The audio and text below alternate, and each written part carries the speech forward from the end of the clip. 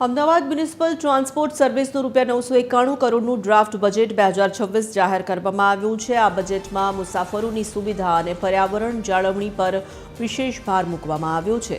એએમટીએસે 2030 સુધીમાં તમામ એસી બસોને ઇલેક્ટ્રિક બસોમાં રૂપાંતરિત કરવાનું લક્ષ્ય રાખ્યું છે।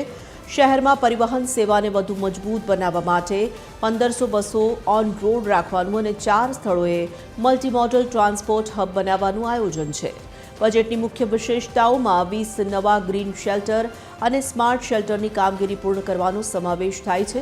જોકે આર્થિક મોરચે પડકારો યથાવત છે, કારણ કે સંસ્થાનું દેવું ₹600 કરોડ સુધી પહોંચ્યું છે, જ્યારે આવક ₹450 કરોડ છે। દરરોજ અંદાજે 5.50 લાખ લોકો એએમટીએસનો લાભ લે છે।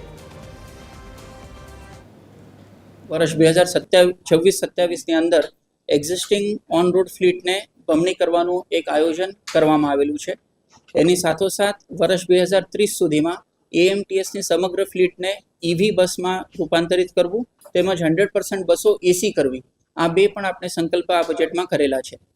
સાથે સાથે જ આપણે જો જોઈએ તો ટ્રાફિકની વધતી સમસ્યા ધ્યાને રાખીને મલ્ટીમોડલ ટ્રાન્સપોર્ટ હબ જે બે આપણા આરએફપી બહાર પાડવામાં આવેલા હતા, એને આપણે વિસ્તૃત કરીને લગભગ 4 થી 5 મલ્ટીમોડલ ટ્રાન્સપોર્ટ હબ્સ તેમજ 4 અલગ અલગ અમદાવાદના 4 ખૂણા ઉપર 4 અલગ અલગ દિશાએ બસ પોર્ટ, જેમાં એએમટીએસ, બીઆરટીએસ, જીએસઆરટીસી, મેટ્રો એક આખું વ્યવસ્થિત આયોજન કરીને ઇન્ટિગ્રેટેડ ટ્રાન્સપોર્ટ હબ્સ બનાવવાનું આયોજન પણ હાથ ધરવામાં આવનાર છે।